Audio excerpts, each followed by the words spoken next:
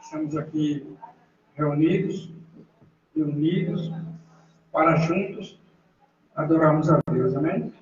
Abra suas Bíblias em Salmo 126. Lembrando que o Salmo não é capítulo, Salmo é número. Salmo 126, versículo 1. Vamos ler até o 6, amém? Amém, glória a Deus. Diz assim: como o Senhor trouxe do cativeiro os que voltaram a Sião, éramos como os que sonham. Então a nossa boca se encheu de riso e a nossa língua de cânticos. Então se dizia entre as nações, diga comigo, grandes coisas fez o Senhor a estes. Grandes coisas fez o Senhor por nós, pelas quais estamos alegres. Faz-nos voltar outra vez ao Senhor do nosso cativeiro, como as correntes das águas no sul. Em outra tradução, diz das águas do Negueb. Os que semeiam em lágrima se gozarão com alegria.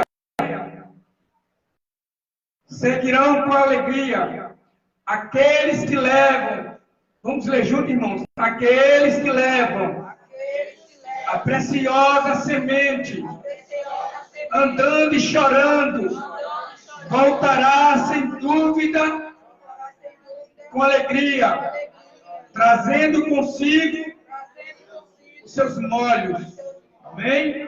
Os irmãos podem sentar com bondade. Estarei aqui usando meu sermão, que é de praxe. Eu amo pregar com sermão. Já me habilitei muito a pregar com sermão. Amém, irmãos? Irmãos, eu agradeço a Deus, agradeço ao pastor Bira, na qual nós já tivemos outras oportunidades, né, pastor Bira, dirigindo a igreja além do Royal, não foi? E dirigindo a igreja, no qual me convidou várias vezes para pregar a palavra do Bira. Pastor Paulo também, né? Paulo é bispo, presbítero, né? Paulo, os irmãos. Também preguei aqui também com o pastor Cícero, o nome do pastor José, né? Pastor José está no Rio de Janeiro. E agradeço à igreja, a todos os irmãos que aqui estão presentes. Agradecendo o meu amado bispo, Robson, paulistano, né? Ministro da palavra, forte, homem de Deus. É goiano? É paulista. A pastora Regiane, que nos acompanha, a cantora levita Ana, amém? Minha esposa Denilma, glória a Deus que está ali, aquela gatona ali, em nome de Jesus. Irmãos, esse tema, eu quero trazer um tema nessa noite para todos os irmãos que estão aqui, os irmãos internautas, nas redes sociais, os irmãos no canal Paulo e Missão também. A todos os irmãos que irão ouvir a mensagem nesta noite.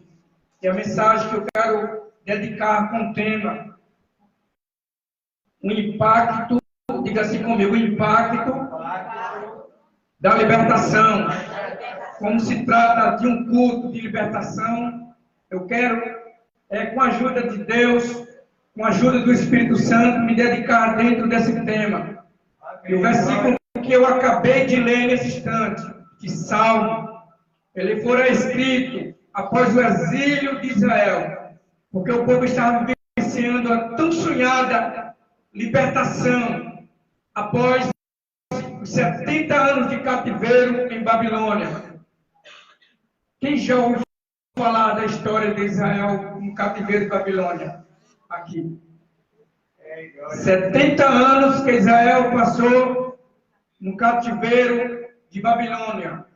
Antes, os assírios, está no livro das histórias, está na Bíblia, também levaram uma boa parte do Reino do Norte, tendo a capital Samaria.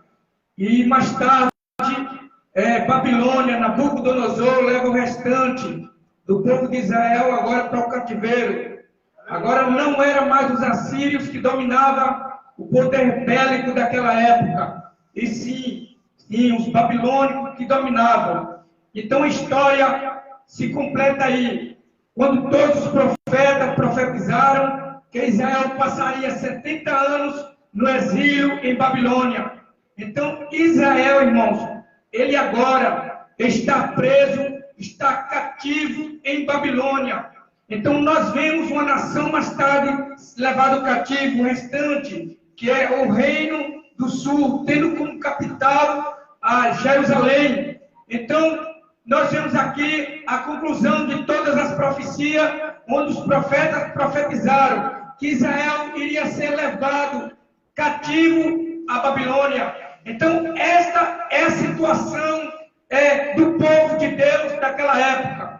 Então, como hoje, meu pastor Bira, se trata de um culto de libertação, eu quero trazer aqui esta mensagem, irmãos, como uma grande ilustração. Quero trazer o tema, o impacto da libertação. Porque quando nós, irmãos, saímos da realidade, nós, quando nos convencemos, quando nos convertemos a Deus, nós, irmãos, ficamos tão impactados com este reino de Deus, que se parece que estamos sonhando. Porque o versículo que eu li, a Bíblia diz que quando a nação de Israel passaram-se os 70 anos de cativeiro, agora eles libertam, eles agora de regresso em Sião, ou em Jerusalém, a Bíblia diz que eles disseram, parecia um sonho, era como se nós estivéssemos sonhando. Eu quero representar essa prisão, esse cativo de Babilônia, com a nossa vida lá no mundano, amém? Os irmãos estão entendendo a mensagem? Os irmãos vão entender. Porque quando nós estamos lá, irmãos, aqui, parafraseando, no cativeiro de Satanás, que ele tem como símbolo, a Nabucodonosor, ele tem esse simbolismo. Então, irmãos, quando nós estávamos lá no cativeiro, quando nós estávamos cativos, então Jesus agora com seu precioso sangue, ele nos traz para o reino de Deus. Agora se parece que nós estamos sonhando. Os irmãos estão entendendo? Era bem assim a nação de Israel. Se parece que nós estamos sonhando. É por isso que muita gente nos chama de louco. Muita gente nos chama de doido. Muita gente não nos valoriza. Muita gente não acredita na tua fé. Porque você hoje é uma pessoa gigante. Hoje você é uma pessoa de Deus. Hoje você crê porque você dá glória, você grita, você profetiza, você salta de alegria. Lá perto da minha casa tem uma vizinha que todo dia, irmãos, ela acorda pulando, ela acorda gritando, dando glória a Deus, falando em línguas estranhas. Então, irmãos, isto aí é Deus que faz nas nossas vidas, porque o nosso Deus nos trouxe lá do cativeiro de Babilônia. Não é para você ficar parado, é para você dar glória a Deus, é para você glorificar o Senhor Jesus.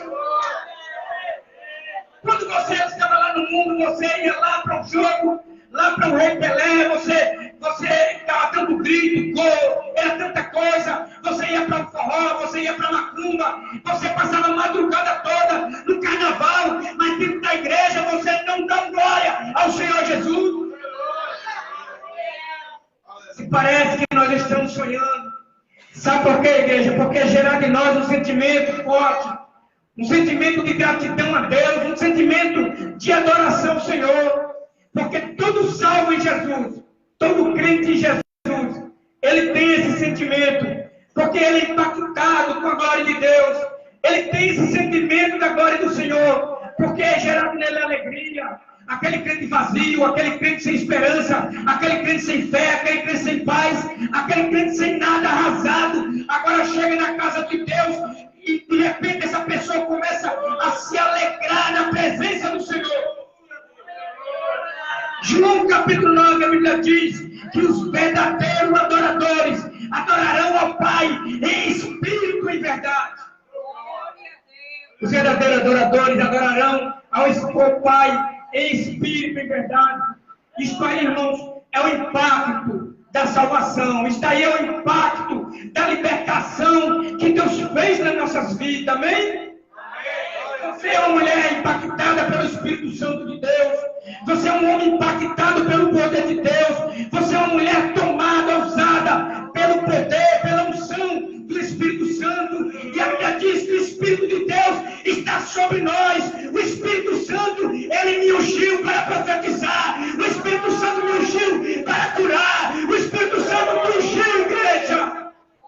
É momento de você manifestar este sentimento, esta alegria, este prazer de Deus na tua vida, amém? O impacto da libertação, ele causa espanto entre familiares, entre amigos. Os irmãos estão entendendo? Tua família não vai ficar calada. A tua família não vai desistir de caçoar de você. A tua família, os teus amigos, até pessoas do teu trabalho, dentro da igreja, não vai de forma alguma parar de caçoar de você, de te criticar de forma alguma. Sabe o que é isso? Isto é um impacto da salvação na tua vida. Alguém vai ficar espantado. Alguém vai ficar espantado. Isto causa espanto. Salmo, capítulo 100.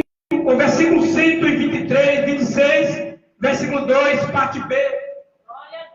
Salmista Davi escreveu: alguns diziam entre as nações, grandes coisas fez o Senhor a este. Amém? Alguns diziam entre as nações, grandes coisas fez o Senhor a este. É assim, irmão. Quem crê no Deus que cura câncer? Quem crê? Um Deus que cura AIDS. Os irmãos creem. Se eu não cresce, eu não estaria pregando esse evangelho. Se eu não cresce em um Deus que faz coisa extraordinária, eu não estaria pregando este evangelho. Paulo disse que o evangelho é o poder de Deus. Paulo disse que o evangelho é o poder de Deus tanto para os gentios, para os gregos. Ele é poder de Deus. Existem poderes que regem a nossa nação brasileira, que é o poder legislativo, executivo e judiciário, mas ainda existe um poder maior que ultrapassa os poderes dos presidentes da República deste país, que é o poder de Deus. O poder de Deus é o maior poder, irmãos. É maior poder, o poder maior do que o judiciário. Tanta gente que estava lá na prisão, tanta gente que passou 10 anos, um ano lá na prisão, mas a mão de Deus foi lá e resgatou essa pessoa. Sabe por quê? Grandes coisas fez o Senhor a estes.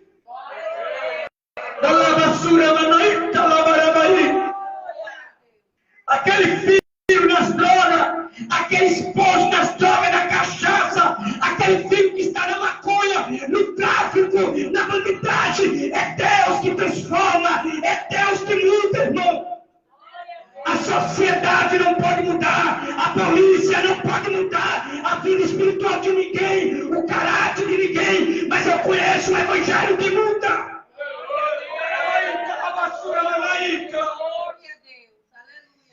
O maior milagre é o milagre da transformação, porque impacta as vidas das pessoas, porque o impacto da libertação, ele é tremendo na vida das pessoas, irmão.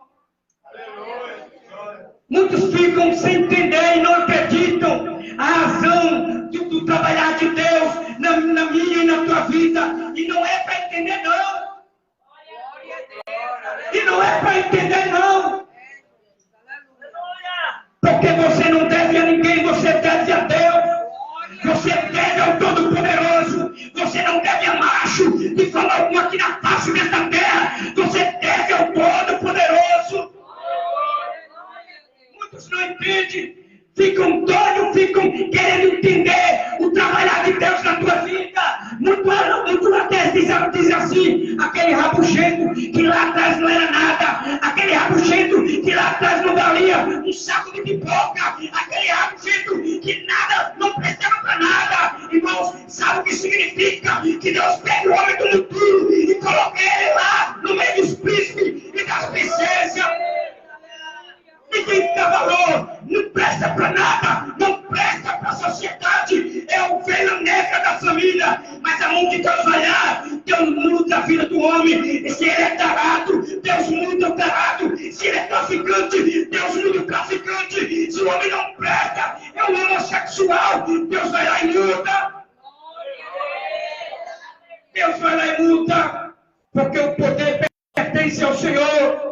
Não adianta nós querer colocar tribunais na vida de ninguém. Não adianta nós queremos colocar empecilho do trabalhar de Deus na vida de ninguém. Querer julgar, quer usar de preconceito. Ele é baixinho, ele é preto, ele é negro, ele é desse jeito, não me agrada. Irmãos, pode não te agradar, pode não me agradar, mas agrada a Deus. Talvez alguém não se agrade do teu estilo, da tua forma de ser, da tua maneira de tu manifestar a tua fé, da tua maneira de tu manifestar a tua vida com Deus. Talvez ninguém acredite, mas o que importa, meu pastor Bira, o importante é que Deus ele se agrada, amém? O importante é que o nosso Deus se agrada. Sabe por quê? Porque também o impacto da libertação, como hoje é tudo de libertação, também traz a restauração da nossa sorte. Amém?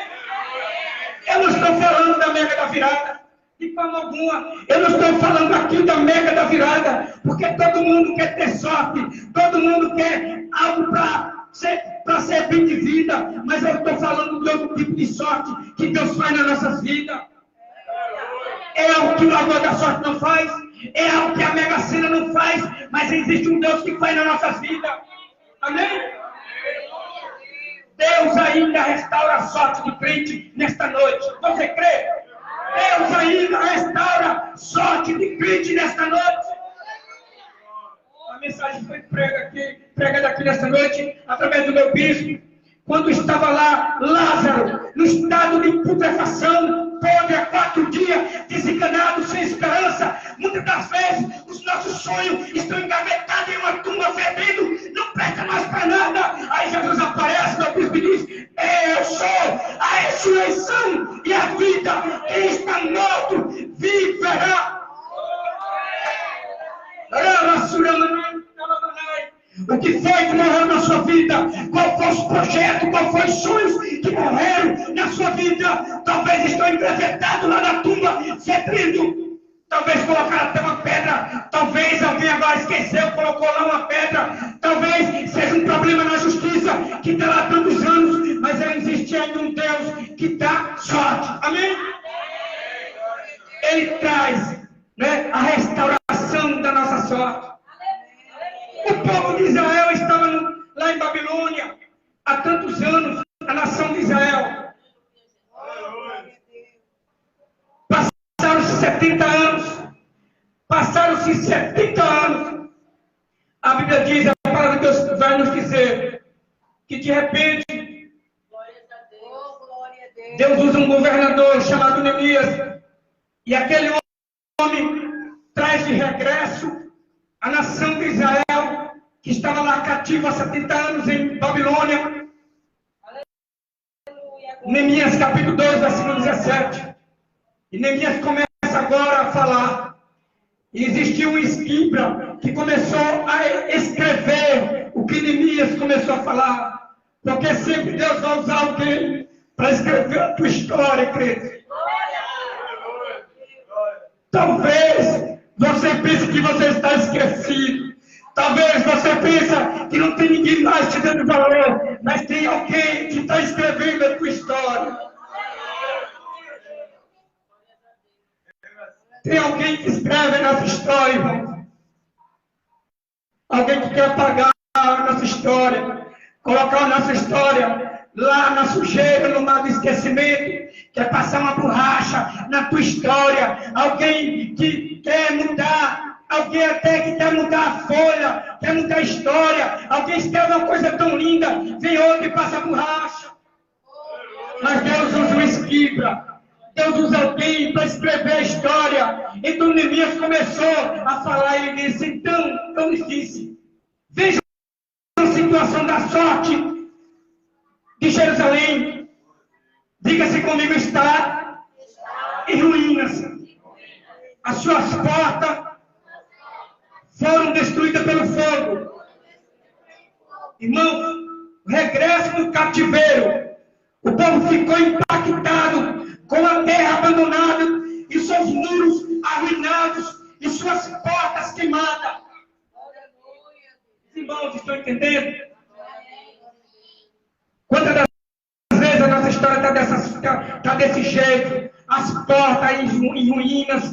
Quantas das vezes nós estamos neste mesmo caminho? É por isso que Davi ele escreve a situação de Israel no Salmo 126 e o versículo, ou seja, o número 4, quando ele diz, Israel começou a clamar, diga-se comigo, restaura, Senhor, restaura, Senhor, a nossa sorte, como as torrentes do Negev. Não precisa você reclamar mais ninguém, irmão. Não precisa, se a tua história está na mão do juiz. Não precisa clamar ao juiz, clame a Deus. Se a tua história está na mão do advogado, não precisa clamar ao advogado. Clame ao Senhor. Jeremias disse no capítulo 33, em Jeremias, clama a mim e responder-te-ei e fazer-te-ei grandes coisas. Farei-te-ei grandes coisas. Davi disse, restaura, Senhor, a nossa sorte, Senhor. Está lá as portas de Jerusalém queimadas, os muros, ou seja, as portas queimadas, os seus muros em ruínas. Então nós vimos, irmãos, a situação do povo de Deus naquele momento ali, trazendo para nossos dias, trazendo para o ano de 2023. Chegou a hora, irmão, que nós reavemos nossos conceitos e valores cristãos, que hoje se parece mais uma cidade em ruínas. Quantas pessoas lá atrás eram cheios do Espírito Santo, onde os seus valores cristãos, os seus valores éticos, os seus valores familiares eram uma bênção. Hoje se parece uma cidade em chama. Hoje se parece mais com aquela cidade que a Rússia está bombardeando. Irmãos, tem tanta gente que a sua vida espiritual está em destroços. Os irmãos estão entendendo? Valores éticos, valores espiritual, valores é preciso nós reaver os danos que o pecado causou em nossas vidas. Tem muito crente no passado que pregava. Tem muito crente no passado que profetizava. Tem muito crente no passado que era usado por Deus e hoje não é mais. Tem muita gente que lá atrás ele evangelizava, ele pregava folheto. Tem pessoas que lá atrás ele pregava para os amigos, hoje não prega mais a palavra de Deus. É hora de reaver os danos que o pecado causou na nossa vida. Como é que está a nossa cidade com Deus? Como é que está as nossas portas? Como é que está, irmãos, os nossos muros? Serão que está em ruína? Reaver a igreja do Senhor. A falta de relacionamento, a falta de confiança, a falta de diálogo, a falta de responsabilidade familiar, onde está faltando no meio de muitos cristãos que não tem mais vergonha na cara, pregadores do evangelho que não tem mais vergonha na cara, pastores por aí que não tem mais vergonha na cara. Isso é falta de responsabilidade com Deus, é falta de responsabilidade com a casa de Deus e com a igreja. Homens que se dizem casados, não tem responsabilidade familiar com seus filhos, não tem responsabilidade com a sua esposa. Em casa, ele, na igreja, ele é uma ovelha. Em casa, ele é um leão com a esposa, é um leão com os filhos, não presta para nada, é um perturbador. Irmãos, é hora de reagir.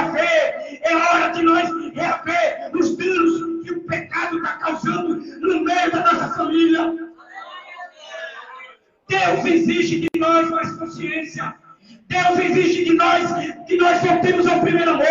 Deus exige de nós mais capacidade para estar na presença dele e respeitar até mesmo os altares da casa de Deus. Deus rever de novo.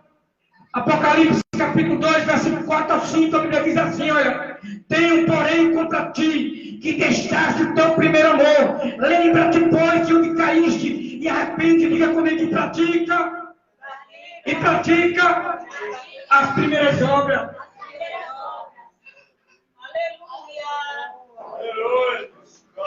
É aquele crente assim, irmão. É aquele crente assim, ranzinza, aquele crente da mão de figa, que não tem mais amor para dar para mendigar, né? Palavra mendigar. Tem gente que não ajuda ninguém. Tem gente, tem tantos crentes dentro das igrejas que tem capacidade, e os irmãos das redes sociais me ouçam. Tem pessoas, empresários, que têm capacidade de ajudar os irmãos dentro da igreja e não ajudam. Tem lugares por aí, crente passando fome, pastores passando necessidade por aí. Tem muitos pastores que não ajudam mais ninguém. É a falta de amor. E a Bíblia diz, lembra-te do teu primeiro amor, lembra-te de onde caíste, arrepende-te e pratica as primeiras obras. Se o crente tem uma roupa, tem duas roupas, vê que o irmão precisa de uma roupa, vai lá com ele, rebate com ele. Se o irmão não tem um calçado, vai lá, se tu tem dois calçados, vai lá dividir com o teu irmão, porque este é o amor de Deus. Deus manda fazer isso. Agora chega no meio das igrejas, por aí é pregando amor, é amor, irmãos, qual amor que esta igreja brasileira tem? A igreja brasileira não tem mais amor de Deus na vida. Aleluia, Jesus. Eu digo isso com a autoridade de Deus, irmãos. Hoje em dia tem muitos crentes que já se entregaram de mim, estão entregados de mim porque eu voltei de um lado, do outro lado. Tem muito crente por aí entregado comigo, que saíram até das minhas redes sociais. Crente que me chamam de pecador, crente que me chamam de demônio. Tem muitas pessoas afastadas de mim. Isso aí, irmãos, é a falta de amor de Deus na vida. No céu só sobe os lavados no sangue do Cordeiro. Diga amém. Neemias capítulo 2, versículo 18. Ainda que pareça difícil, irmão, ainda que pareça difícil, loucura, restaurar áreas em nossas vidas. Vamos dizer assim, no capítulo 2, versículo 18. Para Neemias pareceu difícil restaurar as áreas, as ruínas da cidade, as ruínas das portas da cidade de Jerusalém. Sabe por quê? Porque existiu Tobias, existiu um Gesem, existiu lá alguém, um Sambalate, que impediu a construção daquela cidade. Nunca pense que a vida cristã vai ser fácil, crente. Nunca pense que a vida cristã vai ser fácil. Sabe por quê? Porque você vai encontrar um Tobias na tua vida, alguém que vai impedir a construção. O que foi que Deus colocou na tua vida para você construir? O que foi que Deus colocou no meio da tua família para você construir? Então construa. Mas fique sabendo, eu estou falando de libertação nesta noite, mas fique sabendo, crente, fique sabendo que toda construção espiritual vai ter um empecilho, vai se levantar um príncipe de um governador para querer atrapalhar o trabalhar de Deus na tua vida. Mas não esqueça que Deus está contigo, Deus está comigo, Deus está conosco. Então, se você está encontrando dificuldade, persista, amém? Persista, igreja. Não pare na batalha, continua na batalha, firme na batalha. Sabe por quê? Nós somos chamados, nós somos libertos do cativeiro para restaurar vidas e não vivemos em ruínas. Deus te chamou para construir vidas, amém? E não viver em ruínas. Irmãos, se Neemias, ele naquele tempo ele tivesse desistido, se Neemias naquele tempo ele tivesse parado, se na época ele tivesse recuado, de forma alguma existiria uma grande cidade que hoje existe, que é Jerusalém. Mas, irmãos, Neemias foi persistente. Sabe por quê? Porque quem é chamado para construir, irmãos, ele não pode é viver em ruínas. Amém? Mas tem muita gente que está na igreja e continua em ruínas. Tem muita gente que está na igreja, continua desacreditado. Tem muita gente que está na igreja e não acredita no poder de Deus. Tem muita gente que continua na igreja, a mensagem entra aqui e sai por aqui. Sabe por quê? Isso aí é uma vida em ruína. Isso aí é uma vida em ruína. Mas prega a palavra. Pega a palavra e toma posse. Crê na tua vitória. Crê na construção da tua família. Crê na construção dos teus filhos. Crê na construção do teu esposo, da tua esposa. E você vai ver a vitória e o poder de Deus na tua vida. E você vai ver Deus trabalhar na tua vida. Ah, pastor Paulo, mas é difícil. Não é difícil, irmãos, porque você foi chamado, você foi liberto, não para viver em ruínas, você foi chamado, irmãos, para construir. Amém?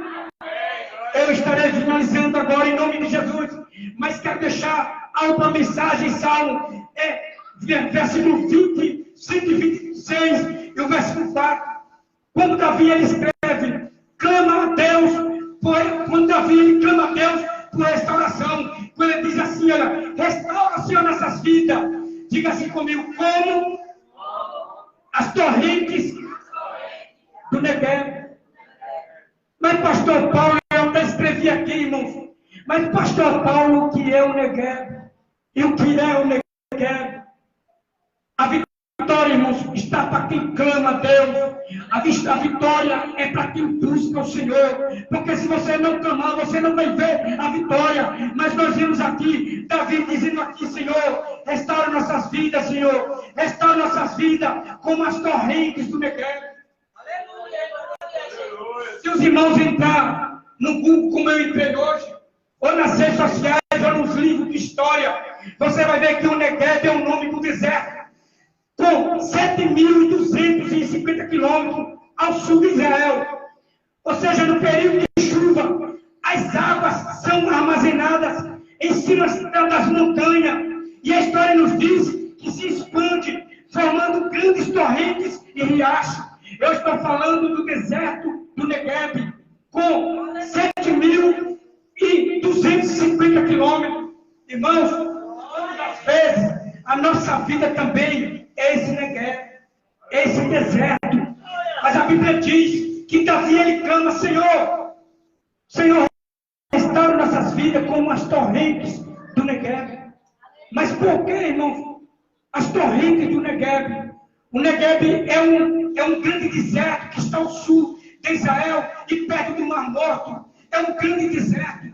E nós vemos que Davi faz a referência, faz a alusão aqui deste Negev com a vida de Israel lá em Babilônia. Sabe por quê, irmão? Muitas das vezes o Negev também nos representa. Às vezes nós somos tão grandes, com o deserto, com tantos quilômetros. Existe tanta gente grande por aí, tanta gente importante, tanta gente querida, tanta gente famosa, tanta gente importante. Mas são gente, irmãos, igualzinho o deserto do Negev. São tipos iguaizinhos, irmãos.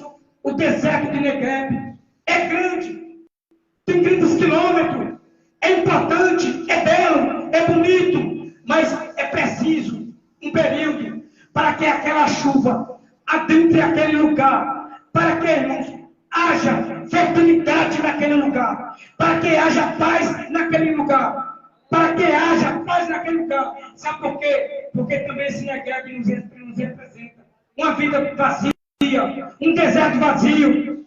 Porque a história vai nos dizer que no Negev não tinha vida em si mesmo, pois é um deserto próximo ao Mar Morto. O Negev depende da chuva das montanhas do Líbano para se tornar um jardim. Vamos fazer alusão aqui às nossas vidas. Sabe por quê, irmãos? Para nós ser fértil, também nós precisamos dessa chuva. Esta chuva para regar este deserto nas nossas vidas, para se tornar um jardim nas nossas vidas. Muitas vezes nós estamos vazios nesse deserto. Uma terra árida, uma terra improdutiva, sem plantação e sem flores. Quantas das vezes a igreja também é este Negev. Eu não sei como está a sua vida aqui no Maceió. Eu não sei se é esse Negueb, irmãos, porque ele faz alusão ao povo de Israel lá no cativeiro. Uma vida árida, uma terra sem chuva, uma terra sem flores, uma terra sem vida. Quantas vezes nós entramos na casa de Deus, nós estamos nesta mesma situação, precisando de restauração, precisando de oportunidades para que Deus ele entre com a sua chuva, para que venha regar esta terra vazia, este deserto que precisa da glória de Deus. Uma terra vazia, crente, não dá flores. Uma terra dá dias, é uma terra infrutífera, é uma terra que não produz. Mas eu quero dizer nesta noite, eu profetizo nesta noite, na minha e na sua vida, que a terra que tem o Espírito Santo de Deus na sua vida, é uma terra, irmãos, é uma terra adubada, é uma terra que a chuva de Deus, quando ela entra, começa a aparecer frutos. Começa a aparecer vidas na sua vida. Então, em nome de Jesus, fica aí com essa mensagem de reflexão nesta noite, porque é uma mensagem de reflexão, porque esse Negueb, ele te representa. Ele me representa, e nesta noite é noite de restauração, nesta noite é noite de oportunidade, nesta noite é uma noite de Deus trazer o cativeiro, nesta noite é a noite de Deus trazer pessoas desse cativeiro e libertar, nesta noite com poder e grande glória, para a honra e o nome do Senhor Jesus.